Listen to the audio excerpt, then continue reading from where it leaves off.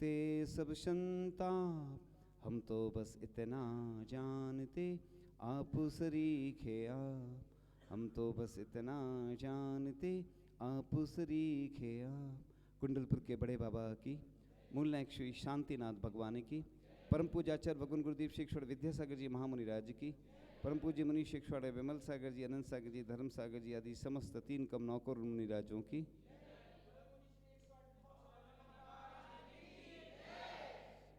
आज का यह पावन प्रसंग, शांतिनाथ भगवान के दर्शन हुए। वहाँ भी मूल नायक शांतिनाथ भगवान हैं और यहाँ भी शांतिनाथ भगवान हैं।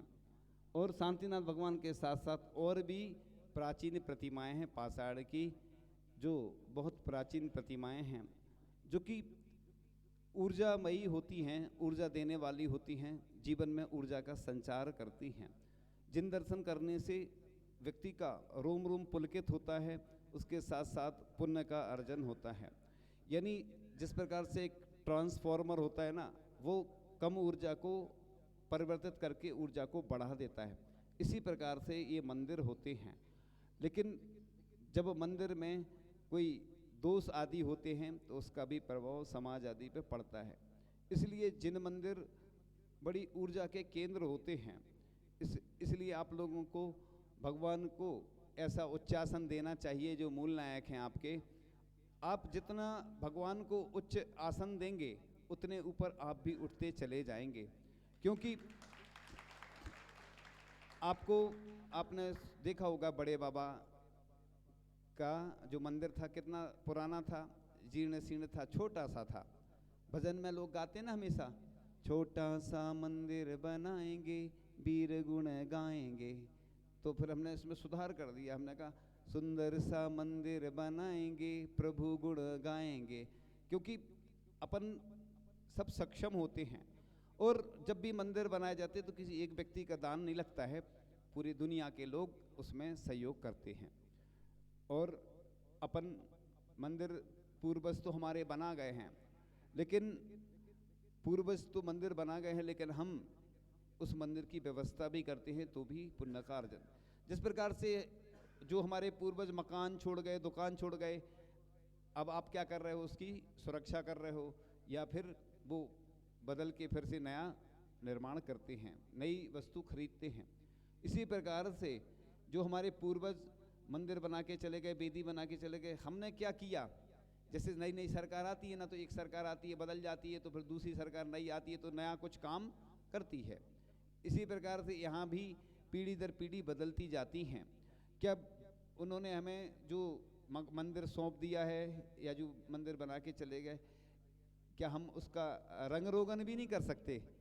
तो ये हमारी, जैसे हम घर में अच्छे से अपना घर कितना व्यवस्थित रखते हैं, लोग अपना घर दुकान मकान कितना सुंदर से सुंदर बनाते हैं, इतना पैसा खर्च करते। कई लोग ऐसे हैं कि जिनके यहाँ हो सकता है सोने के नल लगे होंगे, चांदी के नल लगे होंगे। कई ऐसे अन्य विदेशों में ऐसे व्यक्ति भी हैं, सोने के पलंग पर सोते थे वो, लेकिन जब मृत्यु आती है तो मृत्यु बचा नहीं पाती। जब सोने के पलंग पर सो या किसी भी पलंग पे सो, तो लोग विषयों में, पंचेंद्रिय के विषयों में कितना धन खर्च करते, लेकिन जब मंदिर की बारी आती है तो कंजूस प्रवृत्ति दिखाते हैं। तो अपन को कंजूसपना छोड़ना है। भले ही पहले यहाँ पर ज़्यादा लोग रहते थे, ये सिटी है और वो मंडी है, लेकिन मंडी सिटी बन गई, वो सिटी मंडी बन गई, उल्टा हो जाता है। जैसे एक होती ना ओखली, बोलती ना ओखली, तो एक गड़ी होती थी, राजा महाराजा पहले गड़ी में रहते थे, जो खड़ी रहती ना ऊपर उसको गड़ी बोलते, मतलब नीचे गड़ी हो लेकिन जबकि उठी रहती है।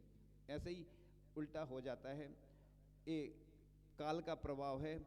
कभी कहते ना गाड़ी पर नाव और कभी नाव पर गाड़ी, लेकिन लोगों में उत्साह है तो दिखा। पहले नहीं आए लोग, लेकिन चलो बीच में आ गए तो भगवान के आपने दर्शन करवा दिए। हम लोग भी अपने आप को बड़ा सौभाग्यशाली समझते हैं कि जब किसी मंदिर के दर्शन हो जाएं, किन्हीं भगवान के दर्शन हो जाएं, तो ये बड़ा सौभाग्य होता है। वैसे तो जब बिहार आदि करते हैं तो कई स्थान मिलते हैं, लेकिन कई बार अनुकूलता नहीं बन पाती, नहीं जा पाते, और हो सकता कि यहाँ से भी निकल जाते और शायद यहाँ पर नहीं आ पाते, लेकिन लोगों ने बुलाया है ना, कहते ना, मीरा ने बुलाया था घनश्याम चले आए थे, सबरी ने बुलाया था श्री राम चले आए थे, और आप लोगों ने बुलाया और हम लोग चले आए। तो जब भावना प्रबल होती ना तो फिर साधु को आना ही पड़ता। लोग साधु संत को बांधने का प्रयास करते हैं, लेकिन साधु संत बंधते नहीं हैं। साधु संत बनते हैं तो आस्था श्रद्धा से ही बंधते हैं। और जब भावना प्रबल होती है तो बस लोग आते हैं निवेदन करने, तो अपने आप उनका पुण्य प्रबल होता है, तो उस निमित्त से साधु संत आ जाते हैं। प्रतिदिन जैसे लोग पड़गाहन करते हैं, लेकिन सबको सौभाग्य नहीं मिल पाता है ना। कई नगर ऐसे रहते हैं कि पड़गाहन करते हैं लोग, लेकिन लाभ नहीं मिल पाता। भरत चक्रवर्ती जब पड़गाहन करते थे तो उनकी आंखों में आंसू आ जाते जब कोई साधु नहीं आते थे। सोचो, भरत चक्रवर्ती जैसे। और जब वो पूजन करते थे द्रव्य के पहाड़ बन जाते थे। कितनी द्रव्य चढ़ाते होंगे, आपने देखा होगा। जब वो होता ना रक्षाबंधन विधान, श्रीफल चढ़ाए जाते तो कितना श्रीफल का ढेर लग जाता है। तो एक से एक उदाहरण मिलते हैं पुराण ग्रंथों में कि लोगों ने पूजन के माध्यम से ऐसे ऐसे अनुष्ठान किए कि जिसके माध्यम से कई उनके रोग दूर हो गए। इसलिए हमेशा अपन भगवान से जुड़े रहें और स्तोत्र और मंत्र का जाप और स्तोत्र का पाठ करते रहें और प्रतिदिन अभिषेक पूजन आदि करते रहें, जिससे कि पुण्य में वृद्धि होती है। कई लोग हैं सुबह से उठने में लोगों को ठंड सी लगती है और ठंड रहती है, लेकिन हमने देखा है कई लोग सुबह से उठकर, उन्हें तो धुन रहती है कि मंदिर तो जाना ही है, अभिषेक करना ही है, चाहे भले ही ठंड लगे, है ना। ठंड तो लगती है, लेकिन सुबह से जो आस्था रहती है वह मजबूत रहती है। एक बार की बात है कुंडलपुर में कि क्लास ख़त्म हो गई और हम लोग, पानी बरसने लगा, बड़े बाबा के यहाँ प्रतिदिन जाते थे। बहुत वर्षों पुरानी बात है। पूज्य मुनि श्री धीर सागर महाराज जी जो समाधिस्थ हो गए, तो वो थे। तो हमने मन डामाडोल हो रहा था, जाए नहीं जाएं। उन्होंने कहा चलो, तो हमने सोचा कि नहीं, प्रतिदिन अपन बड़े बाबा के दर्शन करने जाते हैं तो आज भी चलते हैं। तो बारिश हो रही थी, वो जैसे ही आगे बढ़े और अपने आप बारिश रुक गई। तो अपने आप अतिशय चमत्कार अपने आप हो जाते हैं। जब अपनी आस्था मजबूत हो, श्रद्धा मजबूत हो, तो अपने आप सब कुछ अच्छा होता चला जाता है। इसलिए कभी अपन को घबराना नहीं चाहिए, डरना नहीं चाहिए। देखो, बहुत सारी विपत्तियाँ आती हैं लोगों के ऊपर प्रतिदिन। कोई रोगी है, कोई आर्थिक रूप से परेशान है, किसी के संतान नहीं है, लोग विभिन्न तरह से परेशान रहते हैं। लेकिन जब तक उनका पुण्य का उदय नहीं आता है तो उनकी जो विघ्न बाधाएं हैं वह दूर नहीं हो पाती हैं। यहाँ पर मूल लायक भगवान शांतिनाथ भगवान हैं। कितनी प्राचीन प्रतिमा है वो तो हमें जानकारी नहीं है, लेकिन बहुत प्राचीन प्रतिमाएं और उनके साथ विराजमान हैं। उनको अपन को उच्चासन देना चाहिए, क्योंकि मूल नायक भगवान जो होते हैं उनको उच्चासन देते हैं तो अपने आप व्यक्ति के जीवन में परिवर्तन आता है। ऐसा लिखा है कि भगवान के आगे जो चमर ढुराता है उसके ऊपर चमर ढुरते हैं, और वो भी जैसे चमर ऊपर जाते ना, नीचे से ऊपर जाते ना चमर ढुराते हैं, तो ऐसे वो भी ऊपर जाता है। जो भगवान के ऊपर छत्र लगाता है वह एक छत्र राज करता है, और जो भगवान को सिंहासन देता है कालांतर में, उसके लिए भी हर जगह सिंहासन मिलता है जहाँ भी जाएगा, क्योंकि तीन लोग के नाथ हैं।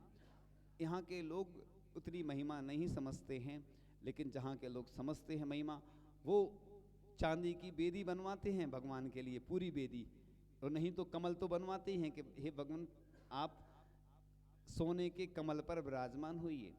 जैन दर्शन भाव प्रदान है। जैसे आप द्रव्य चढ़ाते रहे तो प्रतिदिन यही सोचा करो, हे भगवान मैं तो अभी ये आपको कम दाम वाले चढ़ा रहा हूँ, हे भगवान ऐसा देना है कि मैं सोने के पुष्प चढ़ाऊँ। उसी में आप कल्पना तो करिए भगवान से। देखो, हो सकता है आपको ऐसा अवसर प्राप्त हो जाए कि आप स्वर्ण के कमलों से पुष्पों से पूजन करें, है ना। तो जैन दर्शन यही कहता है कि जैसे तुम सौधर्मेंद्र नहीं बन पाते, कई लोग हमारे पास आते कि हमें सौधर्मेंद्र बनना है, तो भावना तो करो, भावना से भी पुण्य का अर्जन होता है। आप जैसे उपवास वगैरह नहीं कर पाते तो उपवास की भावना करते हैं, है ना। कोई दूसरा करता है तो अनुमोदना करते। ऐसी दान की अनुमोदना करो, जितनी शक्ति है उतना करो। जो नहीं कर सकते तो उसकी भावना तो करो। भावना करने से भी पुण्य का अर्जन होता है। ऐसा नहीं सोचो, क्योंकि अपन कई बार ऐसा सोचते लोग कि ये तो फर्जी भावना हो रही है, इनकी तो क्षमता है फिर भी ये ऐसा दान नहीं करते हैं। तो जिसकी क्षमता है वो दान करता है, जिसके पास नहीं है तो वह क्या करता है, भावना करता है। भावना करने से भी अपने खाते में पुण्य जुड़ता जाता है। इसलिए अच्छे कार्यों में, जैसे तिरंच को लिखा है, उसमें जय धवला छठवीं पुस्तक में आया है कि अतिथि धवला, जय धवला छठवीं पुस्तक में जब आचार्य श्री वाचना कर रहे थे, सबसे बड़ा ग्रंथ है अपने जैन धर्म का, सिद्धांत ग्रंथ बोलते, जिनको छूने का अधिकार भी श्रावक को नहीं रहता है, सिर्फ मुनि महाराज या प्रतिमाधारी ही उस ग्रंथ को पढ़ सकते हैं और छू सकते हैं। तो उन ग्रंथों की पूजन होती है सुत पंचमी के दिन। तो ऐसे ग्रंथ में लिखा है कि अतिथि का लाभ संभव नहीं होने पर भी वह दाता है, क्योंकि संत पुरुषों ने दाता के किए गए प्रयत्न को ही सच्चा दान माना है। तो आप लोग अगर, जैसे त्रिंच है ना, भोग भूमि जाता है सिर्फ दान, आहार दान की भावना से। त्रिंच आहार दान दे सकता है क्या? नहीं दे सकता। वो क्या कर सकता है? भावना कर सकता है। और आप दे सकते हैं, तो अपन को जब भी मौका मिलता है, साधु संत आते हैं तो आहार दान करना ही चाहिए। नहीं कर पा रहे हैं, बीमार हैं, सूतक है, कोई परेशानी, अन्य ऐसी कोई समस्या है, तो फिर अनुमोदना करने का लिखा है। गृध्र पक्षी का उदाहरण आता ही है कि उसके गंधोदक में जब उसने लोटपोट हुआ जब गंधोदक में, तो उसके जो पंख थे वह काय के हो गए थे? स्वर्ण के हो गए थे, स्वर्ण के। तो गंधोदक कितना महान, कितना पवित्र होता है। मुझे याद आ रहा है वह उदाहरण, जब आचार्य श्री संभवतः विदिशा में विराजमान रहे होंगे और चांदखेड़ी में जब प्रतिमाएं निकाली गई थी, बहुत पहले की बात थी, और जहां अभिषेक हुआ प्रतिमाओं का, तो ब्रह्मचारी जी आचार्य श्री के पास आए गंधोदक लेकर। आचार्य श्री ने एक बार गंधोदक ग्रहण कर लिया, फिर वो ब्रह्मचारी जी जाने लगे, आचार्य श्री ने फिर से बुलाया उनको, फिर से दूसरी बार गंधोदक ले लिया। फिर वो जाने लगे, आचार्य श्री ने तीसरी बार फिर बुलाया, तीसरी बार फिर गंधोदक लिया। ब्रह्मचारी जी को ये बात समझ में नहीं आई कि आचार्य श्री एक ही बार में ले लेते गंधोदक, 3 बार क्यों बुलाया उनने। तो आचार्य श्री जी से पूछा उन्होंने कि आचार्य श्री, आपने एक बार लिया गंधोदक, 2 बार लिया, 3 बार लिया, ऐसा क्यों किया? तो आचार्य श्री ने जो बात कही बड़े गौर से सुनने लायक है। आचार्य श्री ने कहा कि देखो, मैं वहाँ दर्शन करने नहीं जा सकता प्रतिमाओं के, लेकिन मैं इस गंधोदक में ही इन भगवान के, उन प्रतिमाओं के दर्शन कर रहा हूँ। तो देखो, ऐसा गंधोदक होता है जिसको ऐसा वैज्ञानिकों ने भी सिद्ध किया कि हीमोग्लोबिन की वृद्धि हो जाती गंधोदक लगाने से। इसलिए जो गंधोदक अपन शांति धारा करके ले जाते हैं, तो वो सबको देना चाहिए, घर वालों को भी लगाना चाहिए, और भी जो रहते हैं ना घर में काम वगैरह करते हैं व्यवस्थित व्यक्ति, त्रिंचों को भी, जो गाय आदि पशु को अपन दूर से उनको छिड़क सकते हैं। और ये इतना महान गंधोदक होता है कि ऐसे कई लोग आए हैं जिन्होंने बताया कि जब हमने शांति धारा की और गंधोदक लगाया, तो कई ऐसे व्यक्ति थे जो मृत जैसे थे, बीमार थे, तो वो भी स्वस्थ हो गए। तो ये शांति धारा इसलिए की जाती है कि शांति धारा के निमित्त से विशेष ऊर्जा का निर्माण होता है, इसलिए वह गंधोदक पवित्र होता है। और महान गंधोदक जिस प्रकार से आचार्य भगवान ने वह गंधोदक ग्रहण किया। प्रतिदिन आप लोग जब शांति धारा करते हैं तो महिलाएं बार बार बोलती ना, गंधोदक दे दो सबसे पहले। और महिलाएं भी ऐसी भावना करती हैं कि जो हमारे घर के लोग हैं वो स्वयं अभिषेक करके गंधोदक दे, तो एक विशेष बात होती है, उसमें एक आत्मीयता रहती है। तो ये जब से शांति धारा का प्रचलन चलने लगा, क्योंकि 16वें तीर्थंकर है शांतिनाथ भगवान, धर्मनाथ तीर्थंकर तक तो धर्म का विच्छेद होता रहा, और जैसे ही शांतिनाथ भगवान का काल आया, उससे लेके अब तक अनवरत रूप से हमारा जैन धर्म चल रहा है। इसलिए शांति धारा की परंपरा आई, शांति विधान भी करते हैं। शांतिनाथ भगवान का विशेष महत्व है। जिस प्रकार से पार्श्वनाथ भगवान उपसर्ग विजेता हैं, तो जगह जगह सबसे ज़्यादा प्रतिमाएं पार्श्वनाथ भगवान की मिलती हैं, इसी प्रकार से शांतिनाथ भगवान की सबसे ज़्यादा 16 फीट की प्रतिमाएं अधिकांश स्थानों पर मिलती हैं। तो ये शांतिनाथ भगवान शांति प्रदाता हैं। वैसे तो 24 तीर्थंकर भगवान ही पुण्य की वृद्धि में कारण है। हमारे जो भगवान होते हैं सभी बीतरागी भगवान होते हैं और सभी समान होते हैं। ये चलमल अगाड़ दोष लगते हैं लोग जो ऐसा चिंतन करते हैं, सोचते हैं, विचार करते हैं कि नहीं ये भगवान शांति के करता हैं, ये उपसर्ग विजेता हैं। भगवान किसी किसी भगवान के प्रति प्रशस्त राग हो जाता है, तो ये विशेष पुण्यवर्धनी क्रियाएं होती हैं। जिस प्रकार से पूजन करने से व्यक्ति पूज्य बन जाता है और पूजन भी आपके पुण्य बढ़ाने में कारण होती है। कई लोग सुबह से उठते नहीं हैं, लेकिन आप देखना कि कुछ 4-6 महीने आप पूजन करोगे तो आप खुद देखना कि आपके जीवन में अपने आप परिवर्तन आएगा। कई लोग आते हैं, हमें ये परेशानी है, वो परेशानी है, तो भैया ना तो भगवान परेशानी दूर कर सकते आपकी, ना मुनिराज कर सकते, आप स्वयं परेशानी अपनी दूर कर सकते हैं। जिस प्रकार से कोई भी आप ज्योतिषी के पास जाओगे तो वो क्या बोलेगा, ज्योतिषी क्या बोलेगा कि ये अनुष्ठान करो, वो करो। आप प्रतिदिन अगर पूजन करोगे तो अपने आप आपकी परेशानी दूर हो जाएगी। क्योंकि भगवान, लोग कहते हैं ना कि भगवान कुछ देते नहीं है, सही में नहीं देते, आज तक तो हमें तो नहीं दिया कुछ भगवान ने कुछ नहीं दिया, लेकिन भगवान आपको ऐसा बना देते हैं कि आप स्वयं भगवान बन सकते हैं जिंदगी में। सोचो, जितने लोग बैठे हैं सब भगवान बन सकते हैं, बताओ इससे बड़ा क्या होता है कि भगवान बना रहे हैं। इंसान तो दुनिया बनाती है, इंसान तो दुनिया में सब जगह बनाने वाले मिल जाएंगे, लेकिन भगवान बनाने वाला एक जैन धर्म है जो कहता है कि तुम्हारे अंदर इतनी शक्ति है, चाहे वो चींटी हो चाहे हाथी हो, सबके अंदर भगवान बनने की क्षमता है। बस उस क्षमता को उजागर करना पड़ता है, तो अपने आप भगवान हम बन जाते हैं। तो आप लोग सब भगवान बनेंगे ये निश्चित रूप से, लेकिन कौन बनेगा ये तो हम नहीं कह सकते, लेकिन प्रयास और पुरुषार्थ तो करना पड़ेगा। तो आप लोग प्रतिदिन जो अपने मंदिर हैं ये तभी सुशोभित होते हैं, भगवान से कभी मंदिर सुशोभित नहीं होते हैं। आप बताओ, अगर एक अच्छा सुंदर सा मंदिर बना दो और भगवान विराजमान कर दो, बंद कर दो, बस ना कभी अभिषेक हो ना पूजन हो, आप क्या स्थिति हो जाएगी। आप देख लो क्षेत्रों पे कई जाके, या कई मंदिरों में कई स्थिति ये है, कई मंदिर ऐसे हैं कि जहाँ लोग आते नहीं, पूजन करते नहीं, या बारी बारी से हफ्ता में एक दिन कर लिया। हम लोग जब बिहार करके जाते हैं गांव गांव में, तो ऐसी स्थिति बनती है, कई बार भगवान देख के ही समझ में आ जाती बेदी स्थिति।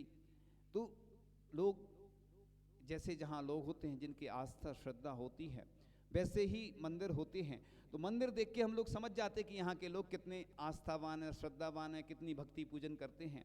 तो अपन अपने भगवान की पूजन अभिषेक शांति रखा की ऐसी व्यवस्था रखें कि जिससे युवा लोग जुड़ें, क्योंकि युवा लोगों को ठंड ज़्यादा लगती, बूढ़े लोगों को आचार्य जी सुनाते हैं ना पंक्तियाँ कि बच्चों को छोड़ू नहीं जवान मेरे भाई, बूढ़ों को छोड़ू नहीं चाहे ओढ़ ले रजाई। ठंड कहती ना कि बूढ़े और बच्चे इनको मैं छोड़ता नहीं हूँ, ठंड कहती है, और जवान को छेड़ता नहीं हूँ कि जवानों को ज़्यादा ठंड नहीं लगती। लेकिन जवान लोग क्या होता है, मोबाइल चलाते रहते रात में 2-3 बजे तक या कितने बजे तक चलाते हमें नहीं मालूम, लोग बताते हैं तो हम बता रहे हैं। तो मोबाइल के कारण से क्या होता है, ऑनलाइन रहते हैं, तो उसके कारण से समय नहीं मिलता, सुबह फिर देर में उठते हैं तो मंदिर आ नहीं पाते, फिर समय हो जाता काय का, ऑफिस का, वर्क फ्रॉम होम चलता है, या फिर दुकान चलती है, तो बस उधर जाना होता है, तो इसलिए ना अभिषेक कर पाते ना पूजन करता है। ये पूरे देश की स्थिति है, यहाँ की नहीं बता रहा हूँ, ये तो इसलिए बता रहा हूँ कि हमें तो इधर हमने देखा नहीं कोई कौन अभिषेक करता कौन नहीं करता, लेकिन हम कुछ सिम्टम्स रहते हैं, डॉक्टर देख के समझ जाता बीमारी, तो हमें समझ में तो आ ही जाता है, क्योंकि ये स्थिति अधिकांश जगह होती चली जाती है। लेकिन आज मुनिराजों का ऐसा प्रभाव है आचार्य भगवान का कि आचार्य भगवान के आशीर्वाद से जगह जगह कितने सारे पंच कल्याणक हुए और विधान आदि हुए, अनुष्ठान हुए, लोग चतुर्मास हुए। उसका प्रभाव है कि आज युवा पीढ़ी जुड़ती चली जा रही है।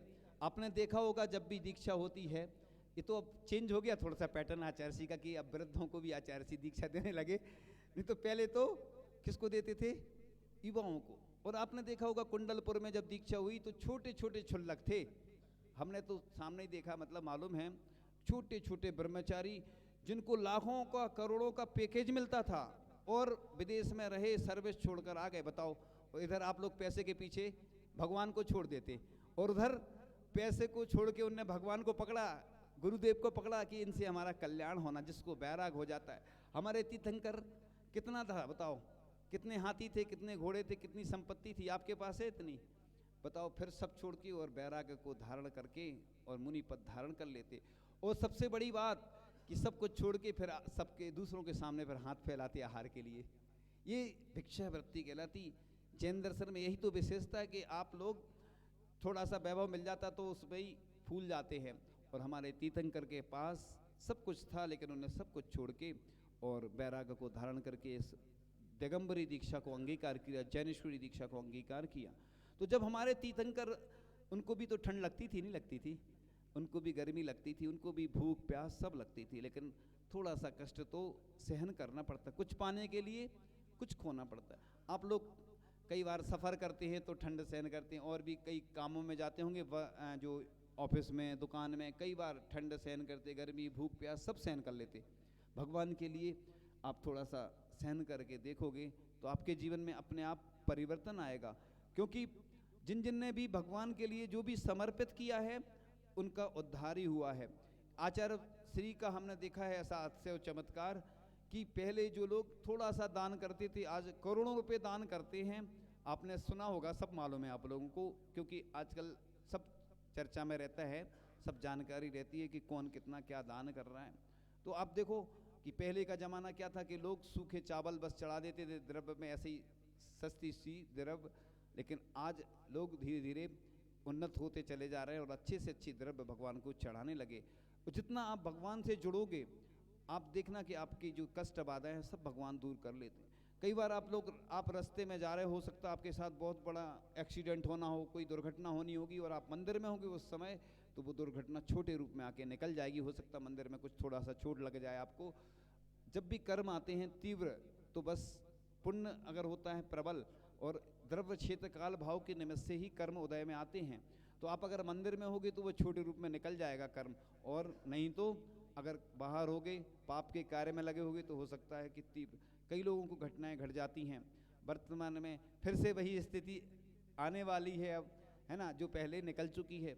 तो लोग डरने लगते हैं जैसे ही उसका नाम लो, क्योंकि इसके पहले लोग इतना नहीं डरते थे, लेकिन सावधानी रखना पड़ती है।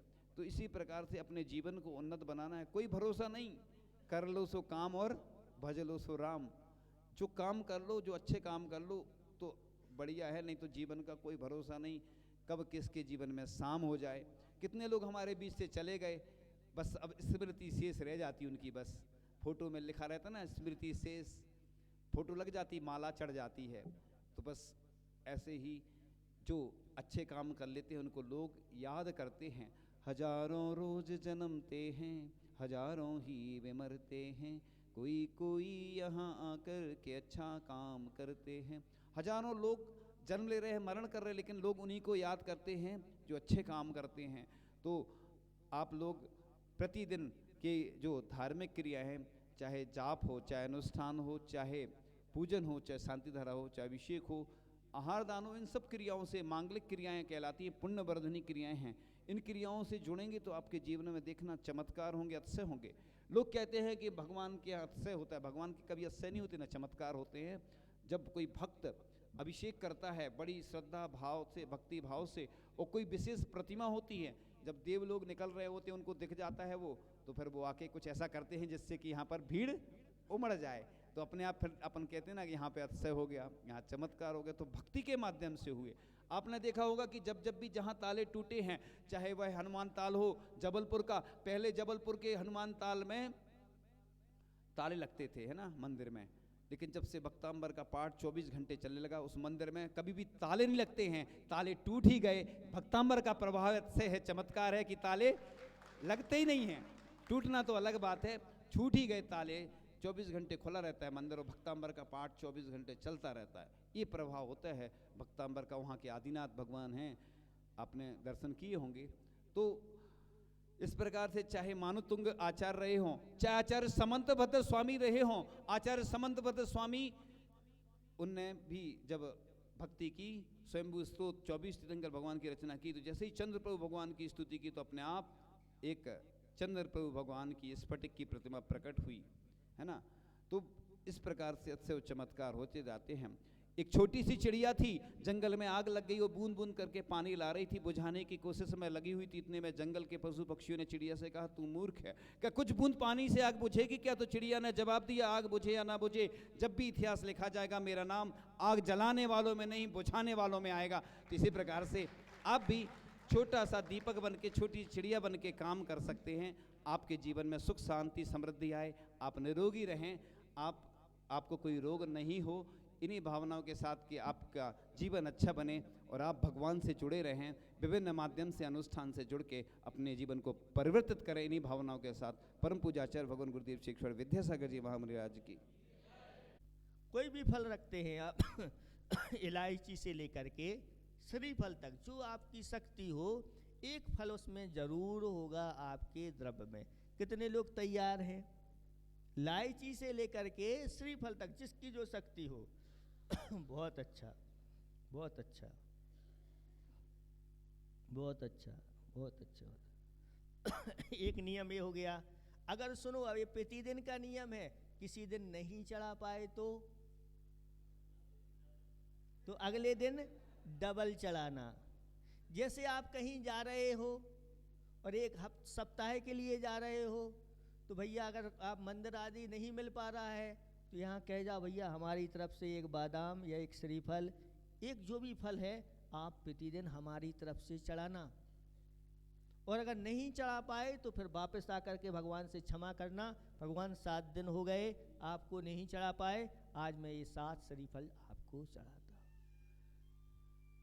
अच्छा, अब जो ये फल वाला नियम नहीं कर सकता तो कम से कम जो दिन भर में पाप लगते हैं उसके लिए नमोकार मंत्र की एक माला, दिन भर की जो पाप लगे हैं शाम को एक माला, और रात भर में जो पाप लगे हैं उसकी सुबह एक माला, कम से कम नमोकार मंत्र की 2 माला तो फेरेंगे। अगर 2 माला प्रतिदिन फेरते हैं तो 2 वर्ष में 1.25 लाख जप हो जाते हैं। और ऐसे संकल्प पूर्वक जो भगवान के 1.25 लाख जप करता है, आगे जाकर के वह पंच परमेष्टि की श्रेणी में आ जाता है, देर नहीं लगती। तो कितने लोग हैं कि 2 माला फेरेंगे नमोकार मंत्र की? हाँ, एक हाथ उठ गया, बहुत अच्छा। तो जो पहले से फेरते हैं वो नहीं, जो हाँ जो नया है ना, नए तरीके से तैयार हो रहे हैं वो हाथ उठाओ। कितने? हाँ, बहुत अच्छा। आशीर्वाद, आशीर्वाद, आशीर्वाद, आशीर्वाद, आशीर्वाद, आशीर्वाद, आशीर्वाद, बहुत अच्छा। हाँ, इधर। बहुत अच्छा। हाँ, इधर आशीर्वाद, आशीर्वाद, आशीर्वाद। अब जो 2 नहीं फेर सकते तो कम से कम 1 माला तो फेरना है ना। आशीर्वाद, आशीर्वाद, आशीर्वाद, बहुत अच्छा, बहुत अच्छा। आशीर्वाद, आशीर्वाद, आशीर्वाद।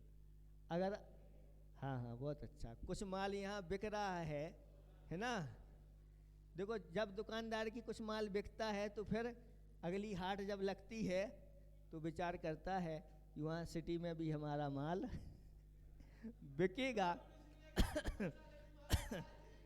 तो आप लोगों को हम याद करेंगे कि चलो भाई यहाँ पे एक सिटी है, यहाँ भी दुकान लगाओ, यहाँ माल बिकेगा। आप लोग इसी प्रकार से धर्म की ओर आगे बढ़ते रहें। अहिंसा परमो धर्म की।